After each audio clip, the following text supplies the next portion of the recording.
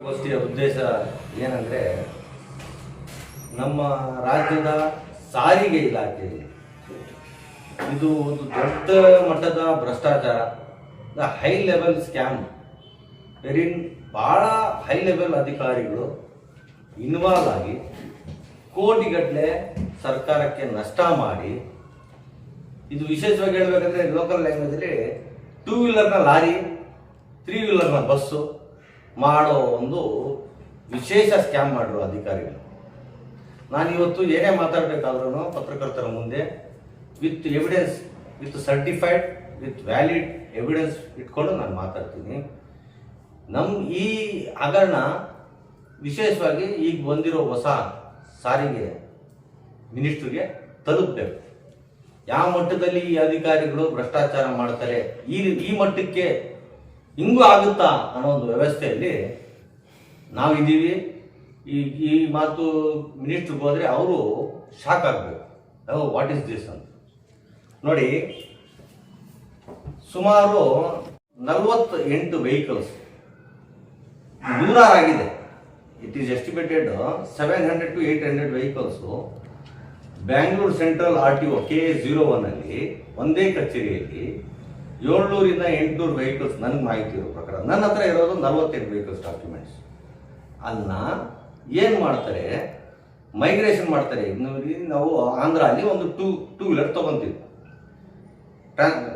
Second hand, ಇಲ್ಲಿಗೆ ಬಂದು ನಾವು ಆ 2 ವೀಲರ್ ಟ್ರಾನ್ಸ್ಫರ್ ಮಾಡ್ಕೊತೀವಿ. ಇಲ್ಲಿಗೆ ಆ 2 ವೀಲರ್ ಇಲ್ಲಿ ಬಂದು ಟ್ರಾನ್ಸ್ಫರ್ ಆದಾಗ ಇಲ್ಲಿ ಲಾರಿ ಆಗೋಗುತ್ತೆ. ಆ 2 ವೀಲರ್ ನಂಬರ್ ಇರ್ತದೆ, ನಮ್ಗೆ ಇಲ್ಲಿ ಕರ್ನಾಟಕ ಹೊಸ ನಂಬರ್ ಜನರೇಟ್ ಮಾಡ್ತಾರೆ. ಓಲ್ಡ್ ನಂಬರ್ ತೆಗೆದು ನೋಡಿದ್ರೆ 2 ವೀಲರ್, ಹೊಸ ನಂಬರ್ ಅದು ಜನರೇಟ್ ಆಗಿದೆಯಲ್ಲ ಆ ಓಲ್ಡ್ ನಂಬರ್ಗೆ, ಅದನ್ನ ನೋಡಿದ್ರೆ ಲಾರಿ, ಬಸ್ಸು. ಇದು ಹೆಂಗಾಯಿತು? ಈಗ ನಾವು ಒಂದು ಮೈಗ್ರೇಷನ್ ಮಾಡುವಾಗ RTO ಇನ್ಸ್ಪೆಕ್ಟರ್ ಇರ್ತಾರಲ್ಲ, ಗಾಡಿಯಲ್ಲಿ ಬಂದು ಚಾರ್ಜಿ ನಂಬರ್ ವೆರಿಫೈ ಮಾಡಬೇಕು.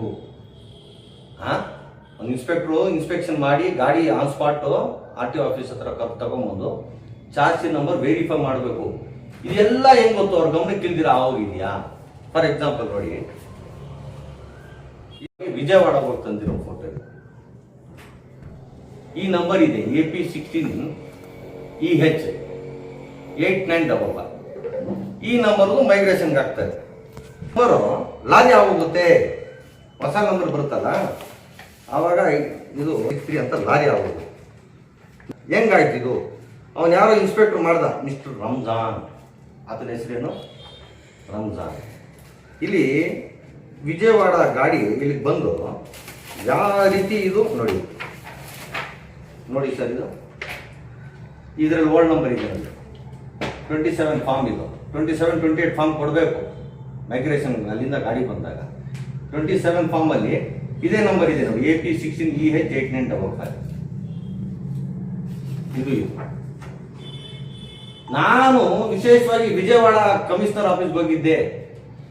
ಹೋಗಿ ನಾವು ಇದು 2024 ಜನವರಿಯಲ್ಲಿ ದೂರು ಕೊಟ್ಟಿದ್ವಿ ಸರ್ಕಾರಕ್ಕೆ ಮತ್ತು ಕಮಿಷನರ್ಗೆ, ತನಿಖೆ ಮಾಡಿ. ನಮ್ಮ ಜಾಯಿಂಟ್ ಕಮಿಷನರ್ ಏನು ಮಾಡಿದ್ರು, ಅದರ್ ಸ್ಟೇಟ್ಸ್ಗೆ ಹೋಗಿ ನಾನು ಎವಿಡೆನ್ಸ್ ಎಲ್ಲಿಂದ ತರೋದು, ನೀವು ಇಲ್ಲೇ ಕೂತೀರಿ ಮೇಡಮ್, ನಾನೇ ಕಷ್ಟಪಡ್ತಾ ಇರ್ತೀನಿ ಅಂದರೆ. ಏನು ಸ್ವಾಮಿ, ವಿಜಯವಾಡಕ್ಕೆ ನಾನು ಕೂತೋಗಿದ್ದೆ, ಎವಿಡೆನ್ಸ್ ತಂದಿದ್ದೀನಿ. ಅವರು ಶಾಕ್ ಆಗ್ತಾರೆ ಅಲ್ಲಿ ಕಮಿಷನರ್, ಜಾಯಿಂಟ್ ಕಮಿಷನರ್, ಹೆಂಗೆ ಮಾಡ್ತಾ ಇದ್ದಿದ್ದೆಲ್ಲ ಅಂತ. ಅವರು ನನಗೆ ಸರ್ಟಿಫೈಡ್ GST ಕೊಡೋರೆ, ಇದು 2 ವೀಲರ್ ಇದು ಹೆಂಗೆ ಲಾರಿ ಆಯ್ತು ಇದು. ವಿಶೇಷವಾಗಿ ಮತ್ತೆ ಒರಿಸ್ಸಾದ ಒಂದು 45 ಗಾಡಿ ಬರ್ತದೆ ಒಂದೇ ವಾರದಲ್ಲಿ. ಒಬ್ಬನೇ ಸಿಂಗಲ್ ಓನರ್, ಯಾರವನು ಪಾಂಡಿಚೇರಿ ಅವನು, ಬೇನಾಮಿ ಓನರ್ ಅಲ್ಲ, ವಿತೌಟ್ ಫೈನಾನ್ಸು. ಒರಿಸ್ಸಾ ಬೇರೆ ಬೇರೆ ಜಿಲ್ಲೆಯಿಂದ ಬೇರೆ ಬೇರೆ ಗಾಡಿಗಳು ಖರೀದಿ ಮಾಡ್ತಾನೆ, ವಿಶೇಷ ಸೆಕೆಂಡ್ ಹ್ಯಾಂಡ್ ಖರೀದಿ ಮಾಡಿ ಇಲ್ಲಿ ಟ್ರಾನ್ಸ್ಫರ್ ಮಾಡ್ತಾನೆ. ವಿಶೇಷ ಏನಂದ್ರೆ ಎಲ್ಲ ಗಾಡಿಗಳಿಗೆ ಒಂದೇ insurance, expiry date same, date of insurance same. 45 ಗಾಡಿ ಬೇರೆ ಬೇರೆ ಪಾರ್ಟಿಗಳಿಂದ ಬೇರೆ ಬೇರೆ ಜಿಲ್ಲೆಗಳಿಗೆ ಬಂದಿರೋದು. ಆ ಗಾಡಿಗಳು ಇಲ್ಲಿಗೆ ಬಂದು ಲಾರಿಗಳಾಗ್ತವೆ. ಇದನ್ನ ನಮ್ಮ ಜಾಯಿಂಟ್ ಕಮಿಷನರ್ ಆಲ್ರೆಡಿ ಅಸಿಸ್ಟೆಂಟ್ ಕಮಿಷನರ್ಗೆ ವರದಿ ಸಲ್ಲಿಸಿದ್ದಾರೆ. ಒರಿಸ್ಸಾ ಅವ್ರಿಗೆ ಪತ್ರಗಳು ಬರೆದಾಗ ಇದೆಲ್ಲ ಬೋಗಲ್ಸು, ಇಂಥದ್ದು ಯಾವುದೋ NOCನೇ ನಾವು ಕೊಟ್ಟಿಲ್ಲ ಇಂಥ ಗಾಡಿಗಳಿಗೆ, ಇಂಥ ಗಾಡಿಗಳೇ ನಮ್ಮಲ್ಲಿ ಇಲ್ಲ ಅಂತ ಕೊಟ್ಟಿದ್ದಾರೆ. ವರದಿ ಕೊಟ್ಟು 1 ವರ್ಷ ಆಯ್ತು ರೀ. Joint commissioner assistant commissioner table ಮೇಲೆ ಇಟ್ಕೊಂಡು ಕೂತಾರೆ. ಏನು ಕಾರಣ? ಯಾಕೆ ನೀವು ನೋಟಿಸ್ ಜಾರಿ ಮಾಡಿಲ್ಲ? ಯಾಕೆ ಮುಂದೆ ತಗೊಂಡೋಗಿಲ್ಲ ನೀವು? ನಾನು ಲಾಸ್ಟ್ ಟೈಮ್ ಪ್ರೆಸ್ ಮೀಟಲ್ಲಿ ಹೇಳಿದ್ದೆ, ಅವ್ರದ್ದೇ ದುರು ಉದ್ದೇಶಗಳಿರ್ತವೆ ಅಂತ. ಮತ್ತೆ ಹೈದರಾಬಾದ್ ಬಹಳ ಸ್ಪೆಷಲ್ ಇದೆ ಕಂಪ್ಲೇಂಟ್. 3 ವೀಲರ್ ಏನು ಸ್ವಾಮಿ ತೋರಿಸ್ತೀನಿ ನಾನು ನೋಡಿ. AP10W 6258 ಇದೇನು 3 ವೀಲರ್. ಇದು ಬರೋದು ಬೆಂಗಳೂರು ಸೆಂಟ್ರಲ್ ಆಫೀಸ್. ಇದು ಬಂದು ಡೈರೆಕ್ಟ್ ಲಾರಿ ಅವರು, ಬೇರೆ ಮಾತೇ ಇಲ್ಲ. ಇಲ್ಲಿ ಬಂದಿದ ತಕ್ಷಣ ಲಾರಿ ಹೆಂಗಾಗ್ತಾ ಇದೆ? ಅದಕ್ಕೊಂದು ಚಾರ್ಸಿ ನಂಬರ್ ಇಲ್ವಾ? ನೀವೇನು ಚಾರ್ಸಿ ನಂಬರ್ ಬಿಟ್ಟು ತಗೊಂತ ಇದ್ದೀರಾ? ಯಾವ ಇನ್ಸ್ಪೆಕ್ಟರ್ ಮಾಡೋದನ್ನು? ಆಲ್ರೆಡಿ ನಾನು ಇದೆಲ್ಲ ಆರೋಪಗಳು ಬೇಡ್ರಿ, ಇದನ್ನೆಲ್ಲ ಆರೋಪಗಳು ಸಾಬೀತಾಗಿದೆ, ಇದೆಲ್ಲ ಬೋಗಸ್ ಅಂತ ಹೇಳ್ಬಿಟ್ಟು ಜಾಯಿಂಟ್ ಕಮಿಷನ್ ರಿಪೋರ್ಟ್ ಕೊಟ್ಟು 1 ವರ್ಷ ಮೇಲೆ ಆಯ್ತಲ್ಲ ನಿಮಗೆ. ಏನು ಮಾಡ್ತಾ ಇದೆ ಈ ಗೌರ್ಮೆಂಟ್, ಈ ಕಮಿಷನ್? ನಾನು ಯಾವಾಗ ಹೋಗ್ಲಿ ಕೈಗೆ ಸಿಗಲ್ಲ. ಆ ಜಾಯಿಂಟ್ ಕಮಿಷನರ್ ಅಸಿಸ್ಟೆಂಟ್ ಕಮಿಷನರ್ಗಳು ಫೋನ್ಗಳು ಸ್ವಿಚ್ ಆಫ್, ಲ್ಯಾಂಡ್ಲೈನ್ ಕೆಟ್ಟೋಗಿದೆ. ನಮ್ಮ ಇಲಾಖೆಯ ಕಮಿಷನರ್ ಹೆಡ್ ಆಫೀಸ್ ಲ್ಯಾಂಡ್ಲೈನ್ ಕೆಟ್ಟೋಗಿದೆ. ನಾವು ಎಷ್ಟು ಸಲ ಅಂತ ಹೋಗೋದು? ಮೊನ್ನೆ ಹೋಗಿ ನಾನು ಕಮಿಷನರ್ಗೆ ಮಿನಿಸ್ಟರ್ ಕೈಯಿಂದ ಫೋನ್ ಹಾಕ್ಸಿದ್ದೀನಿ. ಆದರೂ ಬೇಜವಾಬ್ದಾರಿತನ ಇರ್ತಾನೆ. ಯಾರೋ IAS ಇದ್ರೂ ಪಬ್ಲಿಕ್ ಸರ್ವೆಂಟೇ, IPS ಇದ್ರೂ public servant. However it is. ನೀವು ನಿಮ್ಮ ಇಲಾಖೆಯಲ್ಲಿ ನಿಮ್ಮ ಒಂದು ಮಿನಿಮಮ್ ಟ್ರಾನ್ಸ್ಪರೆನ್ಸಿ ಅಕೌಂಟಬಿಲಿಟಿ ಇರಬೇಕಲ್ಲ. ಹೆಂಗೆ ಈ ಗಾಡಿಗಳು 2 ವೀಲರ್ ಎಲ್ಲ ಬಂದು ಲಾರಿಗಳಾಯ್ತು, ಬಸ್ಸುಗಳಾಯ್ತು, ಈ ಮಟ್ಟಕ್ಕೆ ನೀವು ಕರಪ್ಷನ್ ಮಾಡೋಕ್ಕೆ ರೆಡಿ ಆಗಿದ್ದೀರಾ? ಈ ಮಟ್ಟಕ್ಕೆ ಯಾರು ಕೇಳಂಗಿಲ್ವಾ? ಪ್ರತಿಯೊಂದಕ್ಕೂ ನಿಮಗೆ ಗೊತ್ತು, ಪತ್ರಕರ್ತರಿಗೆ ಫಿಕ್ಸು ಚಾರ್ಟ್ ಆಗಬೇಕು. POಗಿಷ್ಟು, HP ಕ್ಯಾನ್ಸಲ್ಗಿಷ್ಟು, FC-ಗಿಷ್ಟು, ರಿನ್ಯೂವಲ್ಗಿಷ್ಟು, DL-ಗಿಷ್ಟು ಫಿಕ್ಸು. ಏನಂತೀರಿ ಪತ್ರಕರ್ತರೆ? ತಪ್ಪು ಹೇಳ್ತಾ ಇದ್ರೆ ಹೇಳಿ. ಇಲ್ಲ ನಾನು ಸುಳ್ಳು ಹೇಳ್ತಾ ಇದ್ದೀನಾ? ನಮ್ಗಿರೋ ಒಂದೇ ದೇವರು, ಆ ದೇವ್ರ ಮೇಲೆ ಪ್ರಮಾಣ ಮಾಡ್ತೀನಿ. ನೀವು ಅಧಿಕಾರಿಗಳು, ನಿಮ್ಗೆ ಯಾವ ನಿಮ್ಮ ಮನೆ ದೇವರು ಇದ್ದಾರೋ ಅವ್ರ ಮೇಲೆ ಪ್ರಮಾಣ ನೀಡಬೇಕು. ತಿಂತಾ ಇಲ್ವಾ ನೀವು? ಪ್ರತಿಯೊಂದು ಆಯ್ತು ತಿಂತವ್ರೆ. ಮಾನ್ಯ ಲೋಕಾಯುಕ್ತವ್ರಿಗೂ ಗೊತ್ತು ಎಷ್ಟಂತ ರೇಟ್ ಮಾಡ್ತಾರೆ ಅವರು. ಈ ಮಟ್ಟಿಗೆ ನೀವು ಭ್ರಷ್ಟಾಚಾರ ಮಾಡ್ಬೇಕಾ? ಹೆಂಗಾಯ್ತು 2 ವೀಲರ್ಗಳು? ಇದಕ್ಕೆ ಆ ಟೈಮಲ್ಲಿ ರಂಜಾನ್ ಅಂತ IM ಇನ್ಸ್ಪೆಕ್ಟರ್, ಸೀನಿಯರ್ ಇನ್ಸ್ಪೆಕ್ಟರ್, ಈಗ 51 RTO ಆಗಿದೆ. ಅವರು ಭಾಳ ಏನು ಅಂತಾರಲ್ಲ, ಅವ್ರಿಗೆ ಸಂಜೀವಿನಿ ಇದು ಕೊಟ್ಟರು, ದೇವರು ಪ್ರಸಾದ. ಅವ್ರಿಗೆ ಭಯನೇ ಇಲ್ಲ, ಡೋಂಟ್ ಕೇರ್ ಮನುಷ್ಯ ಆತ. ಯಾವ ಅಧಿಕಾರಿ ನೋಟಿಸ್ ಕೊಟ್ರು ಡೋಂಟ್ ಕೇರ್. ಅವ್ರದ್ದೇ ಒಂದು ಇದು ಸಪ್ರೇಟ್ ಡಾಮಿನೇಷನ್ ಇಲಾಖೆ. ಇದೆಲ್ಲ ನೋಡ್ರಿ, ನಕಲಿ ಲಾರಿಗಳು ಮಾಡಬೇಕು, ನಕಲಿ DL ಮಾಡೋಕೆ ಹೊರಟಿದ್ದೀರಾ, ಮಾಡ್ತಾನೆ ಇದ್ದೀರಾ. ಪತ್ರಕರ್ತರೇ, ನಾನು ಹೇಳಿದ್ರೆ ಸಾಕು, ಬಯೋಮೆಟ್ರಿಕ್ ಕೊಡಬೇಕು ಒಂದು DLಗೆ ಕ್ಯಾಂಡಿಡೇಟ್ ಅಪಿಯರ್ ಆಗಿ. ಚಂದಾಪುರ ಆಫೀಸಲ್ಲಿ, ಇಂದಿರಾನಗರ ಆಫೀಸಲ್ಲಿ, ತುಮಕೂರು ಆಫೀಸಲ್ಲಿ ಮನುಷ್ಯನೇ ಬರೋ ಅವಸರ ಇಲ್ಲ ರೀ, ಕ್ಯಾಂಡಿಡೇಟೇ ಬರೋ ಅವಸರ ಇಲ್ಲ. ವಿತೌಟ್ ಕ್ಯಾಂಡಿಡೇಟ್ DL, ಬಯೋಮೆಟ್ರಿಕ್ ಅದು ಫಿಕ್ಸ್. ಒಂದು ಸೆಲ್ಫಿ ಫೋಟೋ ಅಂತೆ, ನಮ್ದು ವೆಬ್ ಕ್ಯಾಮಲ್ಲಿ ಫೋಟೋ ತಗೊಳ್ಳಲಿರೋ ಸೆಲ್ಫಿ ಫೋಟೋನ ಅಟ್ಯಾಚ್ ಮಾಡೋದು, ಕ್ಯಾಂಡಿಡೇಟೇ ಬರೋಲ್ಲ. ಹಿಂಗೆ ಮಾಡಿ ಏನು ಮಾಡಿದ್ರು ಮೈಸೂರು ಡಿವಿಷನಲ್ಲಿ ಆಗಿದೆ. ಈ ಮೇನ್ ಈ ನಮ್ಮ ಬೆಂಗಳೂರಲ್ಲಿ ಕೇರಳದಿಂದ ಬಂದಿದ್ದಾರಲ್ಲ ನಾಗರಿಕರು, ಅವರು ಮಾಡಿಸೋಕೆ ಸ್ಟಾರ್ಟ್ ಮಾಡೋದು. ಕೇರಳಿಯನ್ಸ್ ಯಾವಾಗ DL ಮಾಡಿಸಿದ್ರು, ಆ ಕೇರಳಿಯನ್ಸ್ ಹೋಗಿ ಅಲ್ಲಿ ಚೇಂಜ್ ಆಫ್ ಅಡ್ರೆಸ್ಗೆ ಹಾಕ್ಕೋತಾರೆ. ಕೇರಳಗೆ ಹೋಗಿ ಊರಿಗೆ ಹೋಗಿ ಅಲ್ಲಿ ಯಾಕೆ ಯೂಸ್ ಆಗ್ತಾ ಇದೆ ಅಂತ ಹೇಳ್ಬಿಟ್ಟು ಅಲ್ಲಿ ಸಾರಿಗೆ ಇಲಾಖೆಯವರು ತನಿಖೆ ಮಾಡೋದು. ತನಿಖೆ ಮಾಡಿ ಇದೆಲ್ಲ DL ಬೋಗಸ್ ಇಶ್ಯೂ ಮಾಡಿರೋದು ಕರ್ನಾಟಕದಲ್ಲಿ ಅಂತ ಹೇಳ್ಬಿಟ್ಟು ಅಲ್ಲಿ ಏನು ಅಧಿಕಾರಿಗಳಿಗೆ ಸಸ್ಪೆಂಡ್ ಮಾಡಿದ್ದಾರೆ. ನಾನು ಖುದ್ದು ಕೇರಳ ಹೋಗಿದ್ದೆ, ಕಮಿಷನರ್ ಆಫೀಸ್ಗೆ ಕಮಿಷನರ್ ಭೇಟಿ ಮಾಡಿ ಬಂದಿದ್ದೀನಿ. ಮಾನ್ಯ ಹಳೆ ಸಚಿವರಿದ್ದರು ರಾಮರೆಡ್ಡಿ ಅವ್ರಿಗೆ ಹೇಳಿದ್ದೀನಿ, ಸ್ವಾಮಿ ನಾನು ಭೇಟಿ ಮಾಡಿ ಬಂದಿದ್ದೀನಿ, ಅವ್ರ ಹತ್ತಿರದಲ್ಲೇ ಪತ್ರ ಬರೀತಾರಂತೆ ನಮ್ಮ ಸರ್ಕಾರಕ್ಕೆ, ಈ ರೀತಿ ನಿಮ್ಮ ರಾಜ್ಯದಲ್ಲಿ ಇಂಥ ಹಗರಣ ಮಾಡಿ ನಮ್ಮವ್ರಿಗೆ ಕಳಿಸೋರು, ನಕಲಿ DL ಕಳಿಸಿ ಅಂತ ನನಗೂ ಅವ್ರು ಮಾತು ಕೊಟ್ಟರು. ಕಮಿಷನರು ಅವ್ರ IPS ಆಫೀಸರ್ ಆಗಿದ್ದು ಭಾಳ ಚೆನ್ನಾಗಿ ಅವ್ರು ರೆಸ್ಪಾನ್ಸ್ ಮಾಡಿದ್ದಾರೆ, ಕೋಆಪ್ರೇಟ್ ಮಾಡೋದು. ನಾನು ಒಂದು ಲಿಖಿತದಲ್ಲಿ ಅಲ್ಲಿ ಕೇರಳ ಕಮಿಷನರ್ ಕಂಪ್ಲೇಂಟ್ ಕೊಟ್ಟಿದ್ದೀನಿ, ಹತ್ತಿರದಲ್ಲಿ ಅವರು ಪತ್ರ ಬರೀತಾ ಎಲೆಕ್ಷನ್ ಬಂತು, ಆದ ಕಾರಣ ಸ್ವಲ್ಪ ಡಿಲೇ ಆಗಿದೆ. ಈ ಮಾತು ನಾನು ಹಳೆ ಸಚಿವರಿಗೂ ನಾನು ಹೇಳಿದ್ದೀನಿ. ನಮ್ಮ ರಾಜ್ಯದ ಮರ್ಯಾದೆ ಹರಾಜಾಗುತ್ತೆ, ನೀವು ಬೇಗ ತನಿಖೆ ಮಾಡಿ.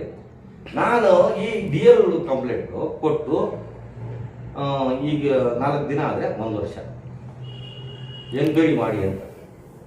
ನಾನೇನು ಕೊಟ್ಟಿದ್ದೀನಿ ಗೊತ್ತೇನ್ರಿ? ಬಾಂಡ್ ಪೇಪರ್ ಕೊಟ್ಟಿದ್ದೀನಿ ಕಮಿಷನರ್ಗೆ, ಏನೋ ರೈಟಿಂಗಲ್ಲಿ ಅಫಿಡವಿಟ್. ನಾನು ಕೊಟ್ಟಿರೋ ಕಂಪ್ಲೇಂಟ್ ಸುಳ್ಳಾಗಿದ್ದಲ್ಲಿ ತನಿಖೆ ಮಾಡಿದ್ಮೇಲೆ ನನ್ನ ಮೇಲೆ ನೀವು IPCಯಲ್ಲಿ ಕಾನೂನು ಕ್ರಮ ತಗೊಳ್ಳಿ ಅಂತ. ಇನ್ನೆಂಗ್ರಿ ಹೇಳ್ಬೇಕು ನಿಮಗೆ? ನೋಟ್ರಿ ಮಾಡಿ ಅಫಿಡವಿಟ್ ಕೊಟ್ಟಿದ್ದೀನಲ್ಲ,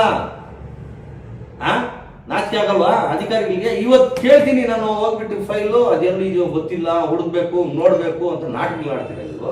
ಒಂದೊಂದು ಕೇಸ್ ವರ್ಗವರೆಗೂ ಇಷ್ಟಿದೆ, ಇಷ್ಟಿಷ್ಟು ಅದೇನೋ ಟ್ಯಾಕ್ಸ್ ಇದೆ, ನಾನು ಹೇಳ್ಕೋಬೋದು. ಸಣ್ಣ ಕೇಸ್ ವರ್ಕರ್ ಕ್ಲರ್ಕ್ಗಳು ಇಷ್ಟಿಷ್ಟು ಮಾತಾಡ್ತಾರೆ. ಏನ್ರಿ ನಾಚಿಕೆ ಆಗಲ್ಲ? 1 ವರ್ಷದಿಂದ ನನ್ನ ಫೈಲ್ ಎಲ್ಲಿದೆ ನಿಮ್ಗೆ ಗೊತ್ತಿಲ್ಲ? ಯಾಕೆ ತನಿಖೆ ಮಾಡಿಲ್ಲ ಅವರು? ಈ ಕೇರಳ ಹಿಂಗ ಅವರು ಕೇರಳ ಸರ್ಕಾರದವ್ರು ನಿಮ್ಗೆ ಲೆಟರ್ ಕೊಟ್ಟರೆ ನಾಚಿಕೆ ಆಗಲ್ವಾ? ಸರ್ಕಾರಕ್ಕೆ ನಾಚಿಕೆ ಆಗಲ್ವಾ? ನಾವು ಆ ಸರ್ಕಾರದ ಪಾರ್ಟಿಯವರೇ, ಬಟ್ ಹೇಳ್ಕೊಳಕ್ ನಾಚಿಕೆ ಆಗುತ್ತೆ. ಹೇಳಿದ್ದೀನಿ, ನಮ್ಮ ಮರ್ಯಾದೆ ಹಾಳಾಗುತ್ತೆ. ಕೇರಳ ಅಲ್ಲಿ ಇದು ಆಲ್ರೆಡಿ ನ್ಯೂಸ್ ಆಗಿದೆ. ಇಲ್ಲಿ ಕೇರಳ ಅವ್ರದ್ದು ನ್ಯೂಸ್ ಇಲ್ಲಿ ಬರಬೇಕಾ? ಯಾರ ಮಾನ ಮರ್ಯಾದೆ ಹೋಗುತ್ತೆ ಹೇಳಿ? ಈ ಮಟ್ಟಕ್ಕೆ ನೀವು ಈ ಮಿನಿಸ್ಟ್ರು ನಿಗಾ ಹಿಡಿದಿರಾ, ಇವ್ರಿಗೆ ಸ್ವಚ್ಛತೆ ಕೊಟ್ಟಿರೋದು ಅಧಿಕಾರಿಗಳಿಗೆ. ಇದು ದೊಡ್ಡ ತಪ್ಪು. ಈ ಡಿಪಾರ್ಟ್ಮೆಂಟಲ್ಲಿ ಇದು ಬಹಳ ದೊಡ್ಡ ತಪ್ಪು. ಯಾವುದೇ ತನಿಖೆಗೆ ಹಾಕಿ ತನಿಖೆ ಮಾಡ್ತಾರೆ, ಫೈಲ್ ಇಟ್ಕೊಂಡು ಕೂತ್ಕೊಂತಾರೆ. ಯಾಕೆ ತನಿಖೆ ಯಾರ ಮೇಲೆ ಇರ್ತದಲ್ಲ ಅವ್ರ ಕರೆದು ಮಾತಾಡ್ಕೊಂತಾರೆ. ಅಂದ್ರೆ ನೀವೇ ಪತ್ರಕರ್ತರು, ನಾವು ಸಮಾಜನ ಜಾಗೃತಿ ಪಡಿಸ್ಬೇಕಿರೋ. ಏನು, ನಾನು ಒಂದು ಆಕ್ಟಿವಿಸ್ಟ್ ಆಗಿ ನಾನೊಂದು ಕಂಪ್ಲೇಂಟ್ ಕೊಟ್ಟರೆ ಅವ್ರಿಗೆ ಬಿಸ್ನೆಸ್ ಮಾಡಿಕೊಟ್ಟೆ. ನಾನು ವಿಜಯವಾಡಗೆ ಕೇರಳ ಹೋಗಿ ಇದನ್ನೆಲ್ಲ ಸಾಧಿಸ್ಕೊಂಬಂದ್ರೆ ಯಾರೋ ವ್ಯಾಪಾರ ಮಾಡ್ಕೊಳ್ಳೋದು. ವ್ಯಾಪಾರ ಮಾಡಕ್ಕೆ ನಿಮ್ಗೆ ಕಂಪ್ಲೇಂಟ್ ಕೊಡೋದು, ಎವಿಡೆನ್ಸ್ ತಂದು ಕೊಡೋದು, ಸ್ವಲ್ಪ ಅದ್ರ ಒಂದು ಕಿಮ್ಮತ್ತಾದ್ರೂ ನಿಮ್ಗೆ ಮಾನ ಮರ್ಯಾದೆ ಇಲ್ವಾ? ತನಿಖೆ ಥರ ಮಾಡಿ ಆಯಿತು. 1 ವರ್ಷ ಆಗಿದೆಲ್ಲ ವರದಿ ಕಂಪ್ಲೀಟ್ ಆಗಿ, ಮುಂದಿನ ಕ್ರಮ ಏನು ಜರುಗಿಸಿದ್ರಿ? ಈ ಪ್ರಿಲಿಮಿನರಿ ಎನ್ಕ್ವೈರಿ ಮಾಡ್ತಾ ಇರೋದು, ಅದಾದ್ಮೇಲೆ ಡಿ ಆರ್ಡರ್ ಮಾಡೋದು. ಡಿ ಯಾವಾಗ ಕಂಪ್ಲೀಟ್ ಮಾಡ್ತೀರಿ ನೀವು? ಇದರಲ್ಲಿ ಯಾವ ಅಧಿಕಾರಿಗಳು ಇನ್ವಾಲ್ವ್ ಇದ್ದಾರೆ ನಿಮ್ಗೆ ಗೊತ್ತಿದೆ ಅಲ್ಲ? ಯಾಕೆ ಮಾಡ್ತಾ ಇಲ್ಲ? ಮಾಡಲೇಬೇಕು. ಇನ್ನೇನಾದ್ರೂ ಇದ್ರೆ ನೀವು ಕೇಳಿ. ಆಂಧ್ರದ್ದು ಓಡಿಸ್ತಾ ಇಲ್ಲ, ಆಂಧ್ರ ನಂಬರ್ ಹಾಕೊಂಡು ಇಲ್ಲಿ ಓನರೇ ಚೇಂಜ್ ಆಗಿ ಹೋಗ್ತಾನೆ. ಅಂದ್ರೆ ನಾನು ಅಲ್ಲಿ ಗಾಡಿ ಒಂದು ಖರೀದಿ ಮಾಡ್ತೀನಿ, 2 ವೀಲರ್. ಇಲ್ಲಿ ಬಂದು ನನ್ನ ಹೆಸರು ಟ್ರಾನ್ಸ್ಫರ್ ಮಾಡ್ಕೊಂತೀನಿ ಚಿಂತಾಮಣಿ. ಇಲ್ಲಿಗೆ ಹಾಕೊಂಡಾಗ ಚಿಂತಾಮಣಿ ನಂಬರ್ ಕೊಡ್ತಾರೆ. ಇದು ಹಳೆ ನಂಬರ್ ನೋಡಿದ್ರೆ 2 ವೀಲರ್ ಇರಬೇಕದು, ಹೊಸದು 2 ವೀಲರ್. ನನ್ನ ಹತ್ರ 2 ವೀಲರ್ ಇರಬೇಕು. ಇಲ್ಲೇನಂದ್ರೆ ಅಲ್ಲಿ 2 ವೀಲರ್, ಇಲ್ಲಿಗೆ ನಾನು ಹೊಸ ನಂಬರ್ ಮಾಡಿಸುವಾಗ ಅದು ಲಾರಿ ಆಗೋಗುತ್ತೆ.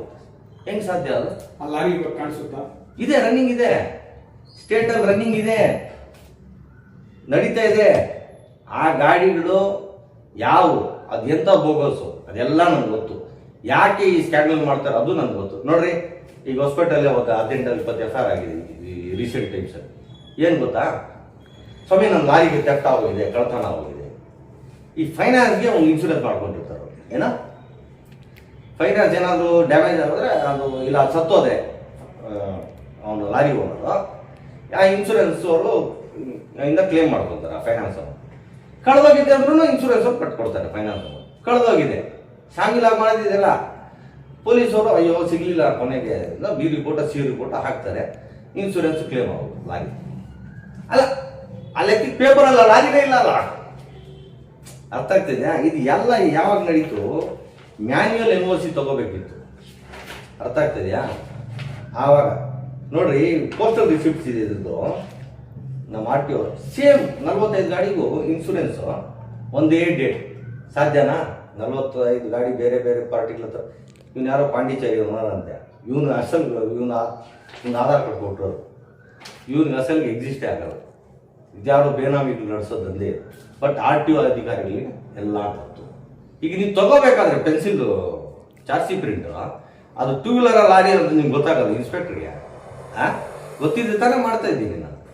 ಕೋಲಾರಲ್ಲೂ ಒಂದು ಆಯ್ತಲ್ಲ, ಅವರು ನಮ್ಮ ಪತ್ರಕರ್ತರು ವಿಜಯಲಕ್ಷ್ಮಿ ಅವರು ಎಕ್ಸ್ಪೋಸ್ ಮಾಡಿದ್ರಲ್ಲ, ಅದಕ್ಕಿಂತ ಡಬಲ್ ದೊಡ್ಡ ಸ್ಕ್ಯಾಮ್ ಇದೆ. 700ರಿಂದ 800 ಗಾಡಿ ಇದೆ ಬಂದು ಒಂದೇ ಕಚೇರಿ. ನಮ್ಮ ಹತ್ರ ನೋಡಿ ಅಷ್ಟದ್ದೆಲ್ಲ ತೊಗೊಳಕ್ಕಾಗಲ್ಲ. ನೋಡಿ ಇವೆಲ್ಲ ಅದೇ ಡಾಕ್ಯುಮೆಂಟ್ಸ್ ಎಷ್ಟಿದೆ ನೋಡ್ರಿ. ಅಷ್ಟು ಡಾಕ್ಯುಮೆಂಟ್ಸ್ ಇಟ್ಕೊಂಡು ನಾವು ತನಿಖೆ ಮಾಡೋಕ್ಕಾಗ್ತದಾ? ಒಂದು ಬೊಲೋರೋ ಗಾಡಿ ತೊಗೊಂಡ್ಬರ್ಬೇಕು ನಾವು. ಅದರಿಂದಾಗಿ 45 ಗಾಡಿಯಲ್ಲಿ ನೋಡಿ ಇಷ್ಟು ಮಾತ್ರ ತನಿಖೆ ಮಾಡಿದ್ವಿ. ಹೊಸ ಸಚಿವರು ಸೀರಿಯಸ್ ಆಗಿ ತಗೊಂಡು ಆ ಇಲಾಖೆಯಲ್ಲಿ ಏನು ನಡೀತದೆ ಅಂತ ಗಮನ ವಹಿಸಬೇಕಾಗಿ ನಾನು ಭಾಳ ಕೇಳ್ಕೊತೀನಿ.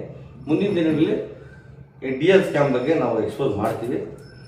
ನಮಗೆ ಒಂದು ಸ್ವಲ್ಪ ಎವಿಡೆನ್ಸ್ ಸಿಗ್ತಾ ಇದೆ, ಯಾರು ಹೆಂಗೆ ಮಾಡ್ತದೆ.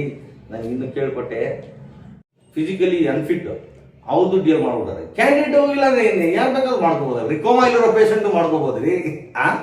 ಈ ಮಟ್ಟಕ್ಕೆ ಮಾಡ್ತಾರೆ. ಅದಕ್ಕೊಂದು ರೇಟ್ಗಳು ಫಿಕ್ಸ್ ಮಾಡೋರೆ, ಒಂದೊಂದು ಕಚೇರಿಗೆ ಇಷ್ಟು. ಇನ್ನೇನು ಹೇಳ್ಬೇಕು, ಕೇರಳ ಅಲ್ಲಿ ಸುಮ್ಮನೆ ತನಿಖೆ ಮಾಡಿಬಿಟ್ಟಿರ್ರಿ, ಸುಮ್ಮನೆ ಸಸ್ಪೆಂಡ್ ಮಾಡೋದಾ?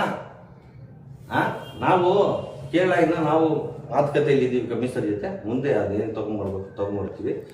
ವಿಶೇಷವಾಗಿ 23ನೇ ತಾರೀಕು, ಬರೋ 23ನೇ ತಾರೀಕು ಈ ನಕಲಿ vehicle finance, specially vehicle finance ನಕಲಿ ಮಾಡ್ತಾರಲ್ಲ, ಮನೆಯನ್ನೆಲ್ಲ ನಾನು ವಿಶೇಷವಾಗಿ ಹೇಳಿದ್ದೀನಿ. ಇದ್ರ ಬಗ್ಗೆ ಈ ಪೊಲೀಸ್ ಅವರ ಫೈನಾನ್ಸ್ ಅವರ ನಂಟು ಏನಿದೆ. ಈಗ ಏನಪ್ಪ ನಮ್ಮ ಮುಖ್ಯಮಂತ್ರಿ ಏನು ಹೇಳಿದ್ರಪ್ಪ, ಬಡ್ಡಿ ಗಿಡ್ಡಿ ನಾನು ಸುಮ್ಮನೆ ಇರಲ್ಲ, ಬಿಡಲ್ಲ. ಏನದು ಮಾತಲ್ಲ, ಪೇಪರ್ ಅಲ್ಲ, ನಿಜವಾಗಿ ಕಾರ್ಯವಹಿಸ್ಬೇಕಿರೋದು ಯಾರು? ಅಧಿಕಾರಿಗಳು. ಆಯಿತು, ಅದು ಮೈಕ್ರೋ ಫೈನಾನ್ಸ್ ಅಪ್ಪ ನಾವು ಸ್ಟ್ರಿಕ್ಟ್ ಅಪ್ಪ ಅಂದರು ಯಾರು? ಸಿದ್ದರಾಮಯ್ಯ ಅವರು. ಎಷ್ಟು FIR ಮಾಡಿಸ್ಬಿಟ್ರಿ ಸ್ವಾಮಿ ನೀವು ಮೈಕ್ರೋ ಫೈನಾನ್ಸಲ್ಲಿ? ಇಡೀ ಕರ್ನಾಟಕದಲ್ಲಿ ನಮ್ಮ 2 ಜಿಲ್ಲೆಯಲ್ಲಿ ಎಷ್ಟು FIR ಆಗಿದ್ದೀರಿ? ಯಾವುದು ಆಗಿಲ್ಲ. ಯಾಕೆ ಗೊತ್ತಾ? ಈ ಪೊಲೀಸ್ ಅವ್ರದ್ದು ಏನೋ ಒಳನಂಟು. ಮುಂದಿನ ದಿನಗಳಲ್ಲಿ 23ನೇ ತಾರೀಕು ವಿಶೇಷವಾಗಿ ಆವತ್ತು ಈ ಒಳನಟ್ಟು ಬಗ್ಗೆ ಪೊಲೀಸ್ ಅವ್ರದ್ದು, ಈ ಫೈನಾನ್ಸ್ ಅವ್ರದ್ದು ನಾವು ವಿಶ್ಲೇಷಣವಾಗಿ ನಾನು ಮಾತಾಡ್ತೀನಿ. ಮುಂದೆ ಇದೆಯಾ ಮ್ಯಾಂಡಮ್ ಸಿರಿಟ್ ಹಾಕ್ಕೊಂಡು ಸ್ವಾಮಿ ನೋಡಿ ಮಾಡ್ತಾ ಇಲ್ಲ ಅಂತ ಹೇಳ್ಬಿಟ್ಟು ಹೈಕೋರ್ಟ್ ಮೊರೆ ಹೋದಾಗ ಮ್ಯಾಂಡಮ್ ಸಿರಿಟಲ್ಲಿ ಡೈರೆಕ್ಷನ್ ಕೊಡ್ತಾರೆ ಹೈಕೋರ್ಟ್. ಯಾಕೆ ಇಷ್ಟು ಡಿಲೇ ಮಾಡಿದ್ರೆ ಒಂದು 3 ಮಂತ್ಸಲ್ಲಿ ಕಂಪ್ಲೀಟ್ ಮಾಡಿ, ಅದಕ್ಕೆ ಪರಿಹಾರ. ಅದಕ್ಕೂ ಅದು ಹೋಗ್ಬೇಕಾದ್ರೂ ನಮಗೆ ಒಂದು ಸೀನಿಯರ್ ಅಡ್ವೊಕೇಟ್ ಕೌನ್ಸಿಲ್ಗೆ ನಾವು ಅಪಾಯಿಂಟ್ ಮಾಡಬೇಕಾದ್ರೆ ಸೀನಿಯರ್ ಕೌನ್ಸಿಲ್ ಫೀಸ್ ಏನು ನಡೀತದೆ ನಿಮ್ಗೆ ಗೊತ್ತಿದೆ. ನಾವು ನೋಡ್ರಿ ಭ್ರಷ್ಟಾಚಾರನ ವಿಲೆ ಹಾಕಕ್ಕೆ ಏನೋ ಕಷ್ಟಪಡ್ತಿದ್ವಿ. ಈ ಮಟ್ಟಿಗೆ ಮನೆ ಒಡವೆ ಎಲ್ಲ ಮಾಡ್ಕೊಂಡು ನಾವೆಲ್ಲ ಕಷ್ಟಪಡೋಕ್ಕಾಗುತ್ತೆ? ಇಲ್ಲವರೆಗೂ ನಾವು ಹೋರಾಟ ಮಾಡ್ತಾ ಇದ್ದೀವಿ. ಹೈಕೋರ್ಟ್ಗೆ ಹೋಗಿ ಸುಪ್ರೀಂ ಕೋರ್ಟ್ ನಾನು ಎಲ್ಲಿಂದ ತರೋಕ್ಕಾಗುತ್ತೆ ಆ ಮಟ್ಟದಲ್ಲಿ ಫೀಸ್ಗಳು? ನೀವು ಅರ್ಥ ಮಾಡ್ಕೋಬೇಕು. ಯಾಕೆ ಸರ್ಕಾರ ಜವಾಬ್ದಾರಿ ಇಲ್ವಾ? ಅವರು ಮಾಡಬೇಕಲ್ವಾ? ನೋಡಿ, ರೈಟ್ ಟು ಇನ್ಫಾರ್ಮೇಷನ್ ಆಗಲಿ, right to free speech and freedom ಆಗಲಿ, ಅದೆಲ್ಲ ನಮಗೆ ಸಂವಿಧಾನನೇ ಕೊಟ್ಟರು. ನೀವು ಅಷ್ಟೇ, ಪತ್ರಕರ್ತರು ಅಷ್ಟೇ, ಯಾರು ಸಾಮಾನ್ಯ ಮನುಷ್ಯನೇ ಯಾವಾಗ ಬೇಕಾದರೂ ಏನು ಚಾಪ್ಟರ್ 3 ಚಾಪ್ಟರ್ 4 ಯಾವಾಗ ಬೇಕಾದರೂ ಬಳಸ್ಕೋ. ನಿಮ್ಗೆ ಏನೇನು ಫ್ರೀಡಮ್ ಇದೆ, ನಿಮ್ಮ ಹಕ್ಕುಗಳು ಬಳಸ್ಕೊಳ್ಳಿ. ನಾನು ಬಳಸ್ಕೊತಾ ಇದ್ದೀನಿ. ಇದು ರೈಟ್ ಟು ಫ್ರೀ ಸ್ಪೀಚು ನಾನು ಹೇಳ್ತಾ ಇದ್ದೀನಿ. ನಿಮ್ಮ ಮೊರೆ ಬಂದಿದ್ದೀನಿ, ಹೇಳ್ತಾ ಇದ್ದೀನಿ. ದಿಕ್ಕತ್ತು ಏನಿದೆ? ಈಗ ಕಾನೂನು, ಹೈಕೋರ್ಟು ಸಮಯ ತಗೊಳುತ್ತೆ. ನಮಗೂ ಅದಕ್ಕೆ ದುಡ್ಡು ವ್ಯವಸ್ಥೆ ಮಾಡ್ಕೊಂಡು ಹೋಗಬೇಕು. ಈ ನಾನು ಒಂದು ಕಂಪ್ಲೇಂಟ್ ಕೊಟ್ಟಿದ್ದೆ ವೆಹಿಕಲ್ ಫೈನಾನ್ಸ್ ಬಗ್ಗೆ. ಅದರಲ್ಲಿ ಏನೇನೋ ಕಾನ್ಸ್ಪಿರಸಿ ಮಾಡಿದೆ. ಮುಂದಿನ ದಿನಗಳಲ್ಲಿ ಅದು ಮುಂದಿಡ್ತೀನಿ. ನಾವು ಪಿಟಿಷನ್ ಫೈಲು RTL ಕೇಳಿದ್ರೆ ಸೆಕ್ಷನ್ 38A ಅಮೆಂಡ್ಮೆಂಟ್ ಆಗಿದೆ. ಯಾವುದರಲ್ಲಿ? ಮನಿ ಲೆಂಡರ್ಸ್ ಆಕ್ಟ್ ಅಲ್ಲಿ, Karnataka money lenders act. Any coercive action by whether by registered money lender or unregistered money lender will be dealt with a severe punishment of 10 years. ಗೊತ್ತಾ ನಿಮಗೆ? ಕೋಹೆಸಿವ್ action ತಗೋಬಾರ್ದು ಅಂತ ನಿಮ್ಗೆ amendment ಆಗಿದೆ ಗೊತ್ತಾ? 39 section amendment ಆಗಿದೆ. 2 years imprisonment 5 years ಮಾಡಿದ್ದಾರೆ. ಗೊತ್ತಾ ನಿಮಗೆ? ಏನು ಗೊತ್ತಿದೆ ನಿಮಗೆ? ಯಾವ IPC ಅಲ್ಲಿ ನೀವು FIR ಮಾಡ್ತೀರಾ? ಚೀಟಿಂಗ್ ಡೆಫಿನಿಷನ್ ಗೊತ್ತಾ? ಎಕ್ಸ್ಟಾರ್ಷನ್ ಡೆಫಿನಿಷನ್ ಗೊತ್ತಾ? ಫೋರ್ಜರಿ ಡೆಫಿನಿಷನ್ ಗೊತ್ತಾ? ಸೆಕ್ಷನ್ ಅಲ್ಲ, ನಂಬರ್ ಹೇಳೋದಲ್ಲ. The exact definition when it arises, how it should be interpreted ಅಂತ ನಿಮಗೆ ಓದಕ್ಕೆ ಬರಬೇಕು. ನೀವು ಯಾರು ಪೊಲೀಸ್ ಅಧಿಕಾರಿ ಆಗಲಿ ಇಲ್ಲ ಬೇರೆ ಅಧಿಕಾರಿಗಳಾಗಲಿ, ನೀವು ಕಾನೂನನ್ನ ನೀವು ಇಂಟರ್ಪ್ರಿಟ್ ಮಾಡ್ದಂಗಲ್ಲ. ಕಾನೂನನ್ನ ಜುಡಿಷಿಯಲ್ ಸೆನ್ಸ್ ಇಟ್ಕೊಂಡು ಇಂಟರ್ಪ್ರಿಟ್ ಮಾಡಬೇಕು. ಈಗೇನೋ ಒಂದು ಸುಪ್ರೀಂ ಕೋರ್ಟ್ ಆದೇಶ ಆಗಿರುತ್ತೆ, ಯಾರೋ DC ಇಟ್ಕೊಂಡು ಅದು ಹಂಗಲ್ಲ ಹಿಂಗೆ. Who are you? Take it as it is been stated by the court. Don't go it into your own convenient. ನಿಮ್ಮ ಕನ್ವೀನಿಯನ್ಸ್ ಥರ ಹೇಳ್ಬಿಡು. ಯಾರೋ ರಮೇಶನೋ ಯಾರೋ ಅಮಾಯಕರು ಹೋದ್ರೆ ಅದಂಗಿಲ್ಲ ಮಾಡಬೇಡ ಕಾನೂನು. ಹೌದಾ? ಅವನಿಗೇನು ಗೊತ್ತು? ನೀವು ಇಂಟರ್ಪ್ರಿಟ್ ಮಾಡಿದಾಗ B sensible, apply your minimum common sense and mind. So interpret in the same way. ಹೆಂಗೆ ಜುಡಿಷಿಯಲ್ ಮ್ಯಾಟ್ರ್ ಬಂದಿದೆ ಹಂಗನ್ನೇ ಇಂಟರ್ಪ್ರಿಟ್ ಮಾಡಬೇಕು. ಇಲ್ಲಿ ಯಾವ ಸೆಕ್ಷನ್ನು, ಸೆಕ್ಷನ್ನು ಬರುತ್ತಾ, ಹೆಂಗೆ ಯಾಕ್ರಿ ಎಸ್ ಪಿ ಸಾಹೇಬ್ರು ಹೇಳಿದ್ರು ಚೀಟಿಂಗ್ ಬರ್ತದಂತ. ಚೀಟಿಂಗ್ ಎಫ್ ಐ ಆರ್ ಮಾಡಿ ಅಂತ ಎಸ್ ಪಿ ಸಾಹೇಬ್ರು ಹೇಳೋದು ನಾನು ಮುಂದೆ ಬಂದು ಸುಳ್ಳು ಹೇಳಿ ನೋಡೋಣ. ಇವತ್ತು ನೀವು ಚೀಟಿಂಗ್ ಹಾಕಿ ಫೋಟೋ ಹಾಕಿಲ್ವೇ ನನ್ನ ಎಫ್ ಐ ಆರ್ ಅಲ್ಲಿ? ಅವ್ರು ಡೈರೆಕ್ಟ್ ಮಾಡೋ ಕಂಪ್ಲೇಂಟ್ ಮೇಲೆ ನಾನು ಸೈನ್ ಮಾಡೋದು. ಮುಂದಿನ ದಿನಗಳಲ್ಲಿ ಇದ್ರ ಪರಿಣಾಮ ಏನು ಅಂತ ನಾನು ಹೇಳ್ತೀನಿ. ನಾನು ಕಂಪ್ಲೇಂಟ್ ಕೊಟ್ಟು ನನಗೆ ಸೆಟಲ್ಮೆಂಟ್ ಕರೀತಾರೆ, ಸೆಟಲ್ಮೆಂಟ್ಗೆ ತಲೆ ಬಗ್ಸ್ಕೊಂಡು ಹೋಗಿದ್ದೀನಿ ನಾನು. ಈ ಮಟ್ಟಕ್ಕೆ ನಡೀತಾ ಇದೆ. ನಾವು ಎಸ್ ಪಿ ಹೇಳೋದು ಆಯ್ತು 154 ನೋಡಿ ನೀವು ಎಫ್ ಐ ಆರ್ ಮಾಡಿಲ್ಲ. After 10 months 154 class 3 CRPC 174 class 3 BNSS ಹೊಸದು ಎಸ್ ಪಿಗೆ ನಾನು ಪತ್ರ ಬರೆದಿದ್ದೀನಿ. ಕಾನೂನಲ್ಲಿರೋ ಪ್ರೊಸೀಜರ್ ಇಲ್ಲಿ ಎಫ್ ಐ ಆರ್ ರೆಫ್ಯೂಸ್ ಮಾಡಿದ್ರೆ ಎಸ್ ಪಿಗೆ 154 ಕ್ಲಾಸ್ 3 ಬರಿಬೇಕು, ಬರ್ದಿದ್ದೀವಿ, ಮೆನ್ಷನ್ ಮಾಡಿ ಬರ್ದಿದ್ದೀವಿ. ಎಸ್ ಪಿ ಅವರು ಆದೇಶ ಮಾಡೋದು ಮುಂದಿನ ಕ್ರಮ ಜರುಗಿಸಿ ಎಫ್ ಐ ಆರ್ ಮಾಡಿ. ಯಾಕೆ ಮಾಡಲಿಲ್ಲ ಇನ್ಸ್ಪೆಕ್ಟರ್ ಸಾಹೇಬ್ರೆ? Even after the order of the S P writing ಅಲ್ಲಿ ಆರ್ಡರ್ ಕೊಟ್ಟರು ಯಾಕೆ ಮಾಡಲಿಲ್ಲ? ನನ್ ಕರೆದ್ಬಿಟ್ಟು ಹೊಸ ಕಂಪ್ಲೇಂಟ್ ಮೇಲೆ ಎಫ್ ಐ ಆರ್ ಮಾಡಿಸ್ತೀರಾ? ಇವತ್ತು ನನ್ನ ಪರಿಸ್ಥಿತಿ ಏನು? ಅದೇ 154 ಆಯ್ತಮೇಲೆ 156 ಕ್ಲಾಸ್ 3 ನಾನು ಹೋಗ್ಬೇಕಿತ್ತು ಕೋರ್ಟ್ಗೆ, PCR ಗೆ ಸೆಕ್ಷನ್ 156 ಅಲ್ಲಿ ಹೋಗೋ ಪರಿಸ್ಥಿತಿ ಇಲ್ಲ ನನಗೆ. ಯಾಕೆ? ನಿಮಗೆ ನಂಬಿದಕ್ಕೆ. ಅರ್ಥ ಆಗ್ತಾ ಇದೆಯಾ? ನನಗೆ ನಂಬಿಸಿ ಮೋಸ ಮಾಡಿರೋದು. ಈ ತರ ನಾನು ಬೇಕು ಯಾವತ್ತಾಗಿಲ್ಲ. ಬಟ್ ನನಗೆ ನೀವು ಬೇಕು ಮಾಡಿರೋದಕ್ಕೆ ಮುಂದಿನ ದಿನಗಳಲ್ಲಿ ತಕ್ಕ ಪಾಠ ಕಳಿಸ್ತೀನಿ.